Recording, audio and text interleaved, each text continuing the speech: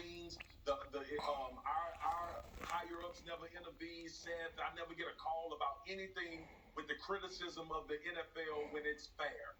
And the bottom line is this, man. Until these owners want to see diversity at the head coaching level, it is not going to happen. Okay, we can keep doing all of these Rooney rules. We can make changes. I think a year ago or 2 years ago they said, well, now you go in, you got to interview 2 minority coaches. Oh, that might help. Now we're gonna put an offensive assistant. We go. Pretty much, I was on First Take earlier today with Angela Ryan. She talked about it's like a fellowship. It's like you come in. Hopefully, you can move up the ranks. But who's determining if they're good or not? Who's determining if they've earned that? Owners, because they hire. They write the checks. So until I hear statements from owners of teams saying we are going to press upon diversity and inclusion, no, don't hire somebody because they black. Don't hire somebody because it's going to look good in numbers. Hire them because they earned it.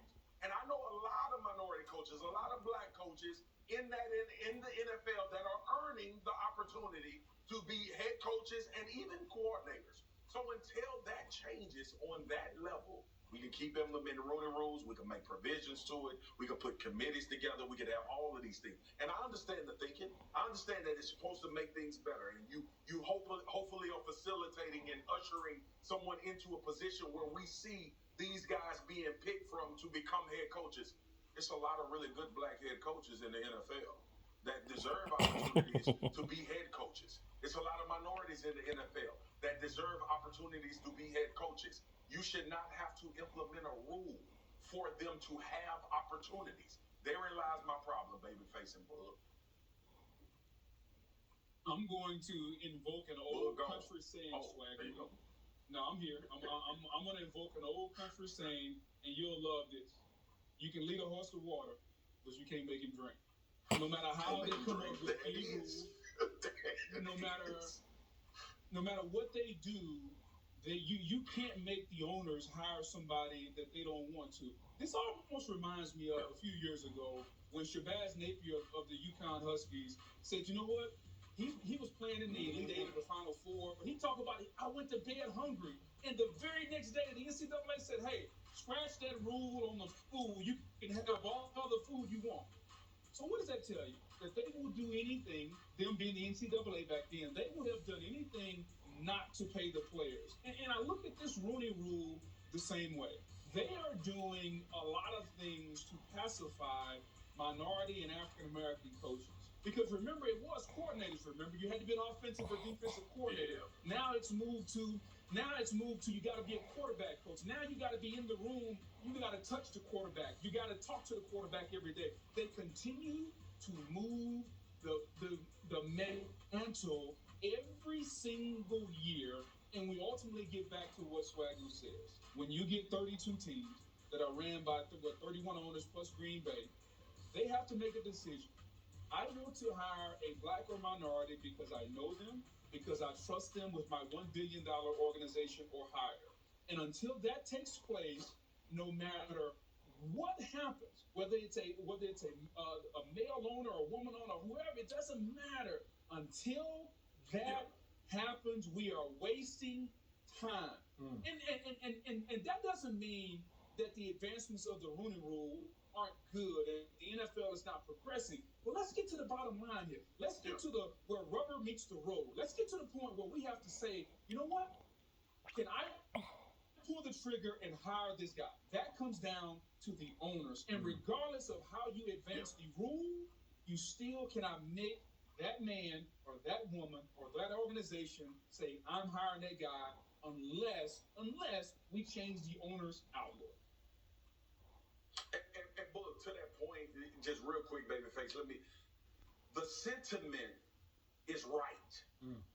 The thought process is correct. But ultimately, I get this analogy like Boog just talked about the saying from the South. When the person owns the mountain, there is no negotiating. They own the resource.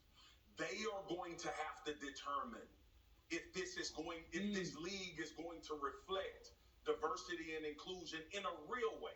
Like the NFL has been putting out statements on diversity and inclusion for years, and ain't nothing changed. We just had a hiring cycle where diversity and inclusion was at the forefront after George Floyd. They had one black coach get hired as a head coach. So let's stop with the whole idea that we are going to talk our way into the league being real about this. It's going to get real when the guys that own the mountain determine that, hey, these guys deserve and they earn a shot. And Boog, as well as and I can speak for Boog on this, I will never come on TV in front of people that watch us and say, give anybody anything. You have to earn that opportunity.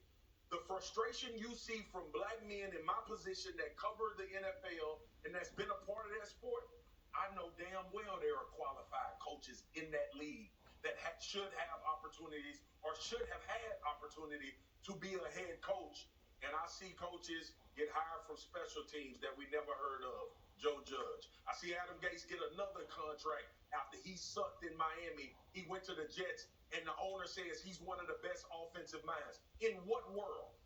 So those are examples of what I'm talking about when it's going to have to be a conscious decision, and like Boog just reiterated. Give them it because they earned it, not because it needs to be a black coach. 100%. And Swaggle, just to add to that, this is another thing that bothers the black coaches. When the owner stands at the podium and says, yes, there's a problem. Well, guess who's causing the problem? You, the owner. It's almost like they're talking out the side of their mouth.